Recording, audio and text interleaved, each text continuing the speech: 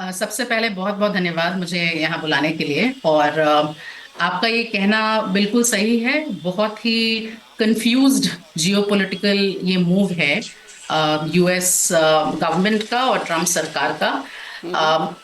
संक्षेप में अगर आपको बताऊं तो अगस्त 27 को, यानी कि आज से, ट्रम्प एडमिनिस्ट्रेशन ने बोला है कि वो जो टैरिफ है उसको डबल कर देंगे, 25% से 50%। और ये ऑलरेडी खास सुबह के करके उन 9:31 तक ये शुरू भी हो चुका है। ये शुरू हो चुका है। बिल्कुल, ये आज से लागू है। और हमारे लिए ये इसलिए प्रॉब्लमैटिक न्यूज़ है क्योंकि जिन सेक्टर्स में ये टैरिफ लगाया गया है, जो कि टेक्सटाइल सेक्टर है, James, jewellery, leather, sea food, ये सारी लेबर इंटेंसिव सेक्टर्स हैं हमारे। तो हालांकि अगर हम जीडीपी का प्रतिशत अगर देखें तो 1% से ज्यादा का हमारा एक्सपोर्ट का रिश्ता नहीं है, ट्रेड रिलेशन नहीं है यूएस के साथ। लेकिन डायरेक्टली और इनडायरेक्टली मिला के लगभग 6 से 7 करोड़ लोग इन एक्सपोर्ट सेक्टर्स में इन्वॉल्व हैं। और अगर टैरिफ बढ़ने की वजह से यूएस में डिमांड कम होता है हमारे इस गुड का, तो सीधे तौर पे 50 से 60 लोगों की नौकरी खतरे में पड़ सकती है। और इस वजह से, हालांकि ओवरऑल हमारी सरकार भी कह रही है कि हमारा जीडीपी डोमेस्टिक कंजम्पशन पे निर्धारित है, यानी कि हमें ज्यादा चिंता करने की जरूरत नहीं है जीडीपी पॉइंट ऑफ व्यू से। लेकिन नौकरी और जितने लोग हमारे इन्वॉल्व रहते हैं, ये सारे हाई पेइंग जॉब्स हैं, यहाँ से सबसे ज्यादा इनकम आता है हमारा। तो 50 से 60 लाख लोग जो है इससे प्रभावित होंगे। तो इस वजह से ये चिंताजनक बात है हमारे लिए। और जो ये आपका सवाल है कि क्यों यूएस ये कर रहा है, इसको थोड़ा हमें जियोपॉलिटिक्स समझना होगा कि क्यों यूएस इंडिया को अभी फोकस में ला रहा है। सबसे पहले तो जब ये ट्रम्प एडमिनिस्ट्रेशन आई, पावर में आई, उनका जो मेक अमेरिका ग्रेट अगेन, मागा का जो एजेंडा था, उसमें वो ये करना चाह रहे थे कि यूएस में ही कैसे नौकरियां ज्यादा से ज्यादा हो। कई दशकों में हमने देखा है कि यूएस ने अपना मैन्युफैक्चरिंग जो है वो आउटसोर्स करके रखा है। आज ताइवान उसके लिए मैन्युफैक्चर कर रहा है, चाइना उनके लिए मैन्युफैक्चर करता है कई सारे इलेक्ट्रॉनिक गुड्स, कनाडा करता है, मेक्सिको करता है, यहाँ तक कि इंडिया में भी एप्पल जैसे फोन्स का मैन्युफैक्चरिंग शुरू हो गया है। जो तो पहले ये जो चाइना में था। डिपेंडेंस, हाँ जी, जो पहले चाइना में था ये जो एप्पल। डिपेंडेंस है, बिल्कुल बिल्कुल, तो लोकल इकोनॉमी को कैसे बूस्ट किया जाए, तो ये तो उनका बहुत बड़ा एक पॉलिटिकल एजेंडा था। अब ट्रम्प और यूएस सरकार वैसे ही पूरे दुनिया भर में सबसे बड़ा डिफेंस की एक्सपोर्टर रही है। तो वो तो चाहती है कि दुनिया में वॉर जैसे सिचुएशंस हो, ताकि लोग डर के मारे ही सही लेकिन उनसे खरीदें डिफेंस के जितने मिसाइल्स इक्विपमेंट हैं, है। एयरक्राफ्ट्स हैं, वगैरह वगैरह। अब ऐसे में इंडिया उनके लिए एक बहुत बड़ा स्ट्रेटेजिक पार्टनर रहा है। एक तो चाइना प्लस वन स्ट्रैटेजी में इंडिया में ही मैन्युफैक्चरिंग ज्यादा शुरू करने के लिए यूएस कई सालों से इंडिया को प्रोत्साहित कर रहा है। हम लोग क्वाड के अलायंस में भी है, यानी कि हम लोग मिलके कई सारे ट्रेड एग्रीमेंट्स भी कर रहे थे पिछले कई सालों में। लेकिन हाल फिलहाल में जो इंडिया पाकिस्तान युद्ध हुआ, जिसमें हमने, युद्ध तो नहीं, कॉन्फ्लिक्ट हुआ, जिसमें हमने रशिया के कई सारे मिसाइल्स और एयरक्राफ्ट यूज किए हैं।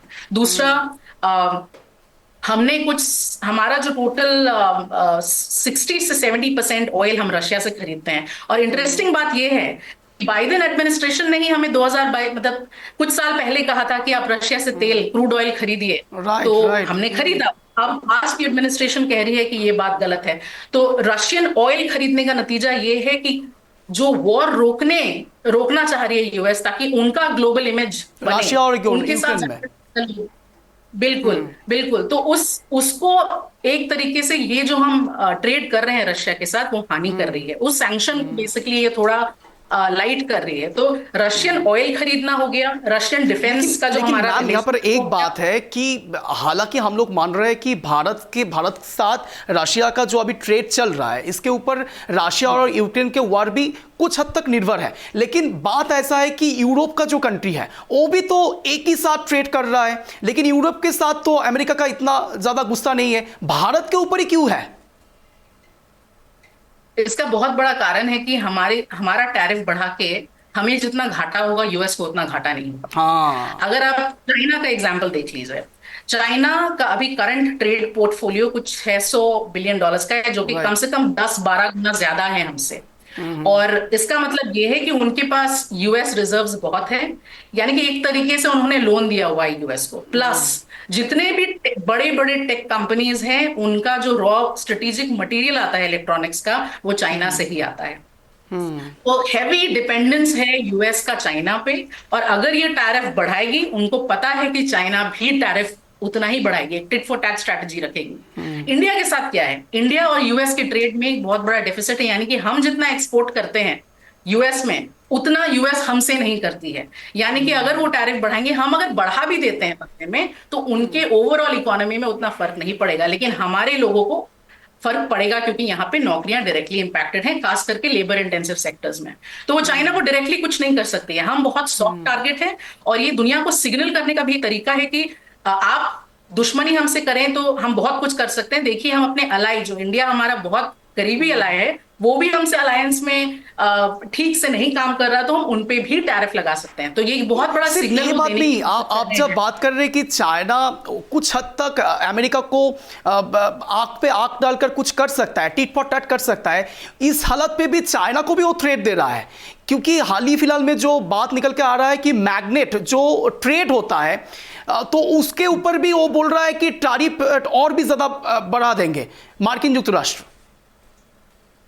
देखिए, कुछ इसको आप ऐसे समझिए, टैरिफ जो है ना, वो सिर्फ एक इकोनॉमिक टूल नहीं होता, वो एक प्रेशर टैक्टिक भी होता है। आप जो आज बोल रहे हैं, देखिए, अगर सही में ट्रंप को टैरिफ लगाना होता, तो वो डिक्लेयर करके 1 महीना 2 महीना नहीं रुकते हैं। वो रुके ही इसलिए ताकि बाकी कंट्रीज के साथ वो नेगोशिएट कर सकें, और ये एक नेगोशिएशन टैक्टिक्स है। आज वो चाइना को जरूर बोल रही है कि हम आपके टैरिफ बढ़ा देंगे, लेकिन सीधे तौर पे उसका असर यूएस की इकोनॉमी पे पड़ेगा, क्योंकि कई सारे बड़े कंपनी आज भी चाइना पे निर्भर है। तो हम केवल उनकी बातों पे ना जाएं, उनका बोलते हैं ना, रीडिंग बिटवीन द लाइंस, वो असल में क्या बोलना चाह रहे, क्या इंडिकेट करना चाह रहे, that is more important. And India के साथ केवल हम इसलिए प्रॉब्लम में फंस गए हैं क्योंकि हमारा ट्रेड रिलेशनशिप यूएस के साथ थोड़ा यूनिलैटरल है। चाइना के साथ यूएस को ज्यादा घाटा होगा अगर वो बहुत ज्यादा टैरिफ बढ़ा देती है। तो मुझे नहीं लगता कि वो लोग जितना बोल रहे हैं उतना बढ़ाएंगे चाइना का टैरिफ। तो फिर अभी इस हालत पे भारत को कौन सा स्ट्रैटेजी अप्लाई करना चाहिए आपके हिसाब से? देखिए, कुछ तो शॉर्ट टर्म स्ट्रैटेजी होंगी, जैसे कि इमीडिएटली जो हमारे गुड्स मैन्युफैक्चर हो गए, क्योंकि डिमांड जो है वो इमीडिएटली कम हो जाएगा कई सारे गुड्स का, और ऐसा अनुमान लगाया जा रहा है कि कुछ 10 से 15% डिमांड का शॉर्टफॉल होगा। तो उसको आपने सुना भी होगा 15 अगस्त के भाषण में हमारे प्रधानमंत्री जी का, कि लोकल कंजम्पशन हम लोग कैसे बूस्ट करें ताकि यही अब्जॉर्प्शन हो जाए। पहले तो ये हो गया। दूसरा, हमारे जो फॉरेन मिनिस्टर है, हमारे 2 हाई पावर्ड कमेटी भी बैठाए गए हैं, वो लोग आइडेंटिफाई कर रहे हैं कि जीएसटी रिफॉर्म्स कैसे लाए जाएं, और उनकी शायद बैठक फर्स्ट वीक ऑफ सितंबर में ही है, जिसमें जीएसटी को सिंप्लीफाई किया जाएगा। और जो चाप पड़ता था हमारे लोकल यहाँ के मैन्युफैक्चरर्स, खास करके जो लेबर इंटेंसिव सेक्टर्स हैं, उनमें अगर हम डोमेस्टिक टैक्स घटा देंगे तो उनका कंपेटिटिवनेस बाहर की मार्केट में हो सकता है थोड़ा बेहतर हो, डिस्पाइट द टैरिफ्स। तो दूसरा, तो जीएसटी में कैसे रिफॉर्म ला सकते हैं। तीसरी चीज, कई सारे ऐसे कंट्री हैं जिनके साथ हमारा रिलेशनशिप अच्छा है, लेकिन ट्रेड रिलेशनशिप अभी भी हमने स्थापित नहीं किया है, जो हम फेयर ट्रेड एग्रीमेंट बोलते हैं। तो जैसे यूरोपियन यूनियन हो गया, आसियान कंट्रीज हो गए, यूके हो गया, अफ्रीका हो गया, मिडिल ईस्ट हो गया। तो ऐसे कई सारे मार्केट्स अभी भी खुले हैं जहां भारत एफटीए साइन कर सकता है, और जो ये शॉर्ट टर्म से मीडियम टर्म में जो हम लोग के पास एक ग्लट हो जाएगा इन बचे हुए एक्सपोर्ट रेडी प्रोडक्ट्स का, उसके लिए हम नया मार्केट ढूंढ पाएंगे। तो ये सब तो कुछ चीजें हैं, लेकिन लॉन्ग टर्म जो एक गेम है, I think India strategically Indo Pacific region में अभी भी China+1 स्ट्रैटेजी का सबसे बड़ा दावेदार है, और उस चीज को बहुत ही स्मार्ट डिप्लोमेसी से इंडिया को प्ले करना चाहिए। यूएस को याद दिलाना चाहिए कि अगर उनको अपना वर्चस्व वापस बनाना है, चाइना को compete करना है, और अपने सप्लाई चेन को in this part of the world you have to strengthen the supply chain, उनको इंडिया की जरूरत पड़ेगी। और इसी स्मार्ट डिप्लोमेसी के साथ लॉन्ग टर्म में मुझे लगता है ये टैरिफ्स वापस से कम होंगे। ये केवल अभी का एक शॉर्ट टर्म उनकी स्ट्रैटेजी है, लेकिन China+1 स्ट्रैटेजी में इंडिया अभी भी एक बहुत बड़ा प्लेयर है। लेकिन अगर यूएस कुछ महीनों बाद भी अपना स्टांस चेंज नहीं करता है, तो इंडिया भी शायद अपने जो रिलेशनशिप है चाइना के साथ वो शायद बेहतर करना और शुरू करे।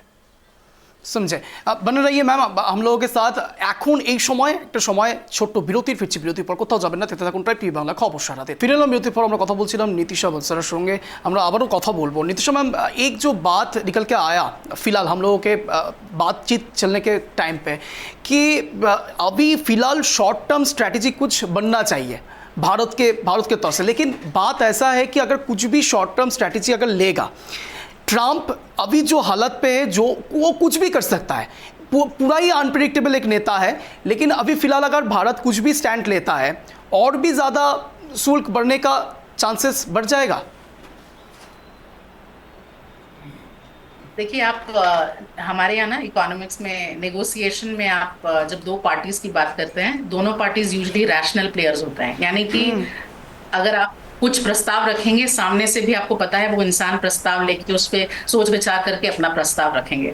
जब इरैशनल प्लेयर्स होते हैं, इरैशनल यानी कि आपकी बात से उनको फर्क नहीं पड़ता, आप क्या प्रस्ताव रखते हैं उससे फर्क नहीं पड़ता, वो जो उनको करना है वो करेंगे, ऐसे में नेगोशिएशन मुश्किल होता है। और अभी फिलहाल हम उसी स्थिति में हैं जहाँ पे अगर हम चाहें भी तो हम यूएस के साथ नेगोशिएट नहीं कर सकते हैं। तो अभी फिलहाल के लिए जो है इंडिया का स्ट्रेटेजिक मूव ये है कि एक तो गुस्से में ऐसा कोई टैरिफ अपने तरफ से बढ़ाना नहीं है, जो कि कई सारे देशों ने, ब्राजील ने, चाइना ने करने की कोशिश की ऑनलाइन कि टिट आप फॉर जितना टैट नहीं करना चाहिए, अभी टिट फॉर टैट नहीं करना है। तो एक स्ट्रैटेजी ये है कि हम बिल्कुल ही अपने तरफ से जितना plan B, plan C, plan D बना सके यूएस के बाहर, that is the way to move forward. और जब तक यूएस खुद अपने तरफ से नहीं आती और कहती है कि हम लोग अब टैरिफ कम करना चाहते हैं, तब तक इंडिया को भी आगे नहीं बढ़ना चाहिए। इसके कई कारण हैं और सबसे बड़ा कारण यह है कि यूएस इंडिया को एक टोटल एलाई बनाना चाहता है, यानी कि जो हम कहेंगे आप वो करिए, तभी जाके हम आपको चाइना प्लस वन स्ट्रैटेजी में एक बड़ी इकोनॉमी, ग्रोइंग इकोनॉमी बनाने में मदद करेंगे। जो कि जापान, ऑस्ट्रेलिया, ये सारी चीजें क्या होती हैं, हम लोग, इन लोगों ने अपना डिफेंस तक आउटसोर्स कर दिया है यूएस को, ऐसे कई सारे देश हैं। लेकिन हम जो अपनी ऑटोनॉमी है, अपनी सॉवरेनिटी है, उसको मेंटेन करना चाहते हैं। और अभी हमारे लिए सबसे अच्छा स्ट्रैटेजी यही रहेगा कि हम ना बढ़ाएं, ना हम सबमिट करें, सबमिशन वाले मोड में आए, लेकिन हम ऑल्टरनेटिव वेज ढूंढे जिसमें हम अपना ट्रेड कर सकते हैं। और आने वाले दिनों में जब रास्ता खुलेगा यूएस से नेगोशिएट करने का, तब हम करेंगे। ये और भी एक ज़्यादा क्वेश्चन है कि रशिया, चाइना और इंडिया अगर एक साथ मिल जाए तो फिर कुछ सोल्यूशन निकल के आता है? बिल्कुल आ सकता है। देखिए, कई सारे ऐसे, एक कोई अलायंस नहीं होता। आप देखेंगे तो क्वाड है, ब्रिक्स है, कई सारे तरीके के अलग अलग ट्रेड अलायंसेस हमारे दुनिया में हैं। और रशिया, चाइना, इंडिया कई मायनों में अगर आप देखें तो स्ट्रेटेजिक अलायंस कहीं ना कहीं है। जैसे कि हम रशिया का तेल लेते हैं, चाइना भी रशिया का तेल लेती है। तो ऐसा नहीं है कि हम लोग यूनिलैटरली किसी 1, 2, 3 देश से ही काम, मतलब ट्रेड करते हैं। तो अगर समय आने पे हमने हर किसी देश को अपना एक अलाई माना है, तो ऐसे सिचुएशन में जहां यूएस दूर हट रही है इंडिया से, मुझे लगता है रशिया जो हमारी एग्जिस्टिंग अलाई है, वहां उनके साथ तो रिश्ता बनेगा ही। चाइना के साथ भी हम लोग कंसिडर कर सकते हैं कि कुछ ट्रेड रिलेशनशिप्स बने। हालांकि उसमें एक चीज हमें समझने की जरूरत है कि एक समय में चाइना और इंडिया ने साथ में अपनी इकोनॉमिक जर्नी शुरू करी थी और आज वो बहुत ज्यादा आगे चला गया है। और आज चाहे वो टेक्नोलॉजी का मामला हो, इंडिजिनस टेक्नोलॉजी हो, जो टेक स्पेस में खास करके वो इतना आगे बढ़ गई है कि अगर हम उनके साथ ट्रेड शुरू भी करेंगे तो वो बैलेंस्ड ट्रेड नहीं रहेगा, इंटरडिपेंडेंट नहीं रहेगा। चाइना कोशिश करेगी कि ज्यादा ज्यादा हम उन पे डिपेंडेंट हो जाएं। तो उस चीज को भी अवॉइड करते हुए मुझे लगता है काफी स्ट्रेटेजिकली किया जा सकता है तालमेल चाइना के साथ, लेकिन उतना आसान भी नहीं होगा। तो ये कहना कि यूएस क्योंकि उस साइड खड़ा है तो चाइना और इंडिया को और रशिया को साथ में हो जाना चाहिए, अगर होना था तो ऑलरेडी हो गए होते। तो इस वजह से हमें चाइना की तरफ भी थोड़ा सोच समझ के अपना हाथ बढ़ाना होगा। पॉलिटिकली भी, ज्योग्राफिकली जिस तरीके से हम लोग कनेक्टेड हैं अभी आप देखिएगा कई हिस्से भारत के कॉन्फ्लिक्टेड बॉर्डर्स हैं हमारे चाइना के साथ, जहां हमारा उनके साथ रिश्ता बहुत अच्छा नहीं है। तो डिफेंस के साथ साथ ट्रेड, आक्साई चीन हो गया, और अरुणाचल नॉर्थ ईस्ट का भी कई सारा एरिया है जहाँ पे हाल फिलहाल में 27 जगह को वो एक साथ बोल रहा था कि उन लोगों का ही जगह है वो। बिल्कुल। तो उन सब चीजों पे जब तक हम एक तरीके से ऑन द सेम पेज नहीं आएंगे, तब तक ट्रेड करना बहुत बहुत मुश्किल होगा। सिमिलर टू पाकिस्तान, आप सोचिए ना, आप बोल रहे हैं कि अरे हम लड़ाई भी आपके साथ लड़ेंगे और ट्रेड भी आपके साथ करेंगे, तो इस वजह से वो रिश्ता थोड़ा मुश्किल है हमारा चाइना के साथ। बट रशिया के साथ जरूर ही हमारा रिश्ता बहुत अच्छा रहा है, आज से नहीं पहले से ही। तो ये आपका सवाल जो है कि क्या इंडिया चाइना रशिया एक हो सकते हैं, बहुत आसान नहीं रहेगा ये रिश्ता भी मतलब इम्पॉसिबल बन नहीं, पाना। लेकिन पॉसिबल होना बहुत ज़्यादा डिफिकल्ट होगा। लेकिन बात और भी एक है कि पाकिस्तान और इंडिया के बीच में जो कन्फ्लिक्ट था, कुछ हाल फिलहाल में हम लोग जो देखा पहलगांव अटैक पे, अभी फिलहाल क्या पाकिस्तान और भी इसका ये जो भी चल रहा है अभी फिलहाल में, वो सबका बदला ले सकता है या एडवांटेज ले सकता है? देखिए, ये अब मुझे बहुत ज्यादा इंसाइट्स हैं नहीं अभी फिलहाल। देखिए, जिस तरीके से जियोपॉलिटिकल दबाव एक तरीके से पड़ा था जब इंडिया पाकिस्तान कॉन्फ्लिक्ट हुआ था, और कई सारे प्लेयर्स, यूएस इंक्लूडेड, जो हैं, उन्होंने प्रेशर एटलीस्ट डालने की, वो क्लेम करते हैं कि उन्होंने कॉन्फ्लिक्ट रोकने की कोशिश की है। और हाल फिलहाल में पाकिस्तान के कई सीनियर जो लीडरशिप है वो भी यूएस जाके आए हैं, उनकी बातचीत हो रही है, और शर्त यही है कि आप वॉर ना करें। और उस शर्त की वजह से वो जो बढ़ता रिलेशनशिप है आज के टाइम पे पाकिस्तान का यूएस के साथ, मुझे नहीं लगता कि वो किसी कॉन्फ्लिक्ट में या फ्यूचर कॉन्फ्लिक्ट या वॉर में तब्दील होगा। क्योंकि पाकिस्तान भी चाहती है कि उनका इकोनॉमिक स्टेबिलिटी आए, और यूएस एक बहुत ही स्ट्रांग एलाई उनका उभर के आ रहा है। तो उस रिश्ते, उस नाते की वजह से I think I don't foresee war और कॉन्फ्लिक्ट इन नियर फ्यूचर। बहुत बहुत শুক্রিয়া ম্যাম हम लोगों के साथ जुड़ने के लिए।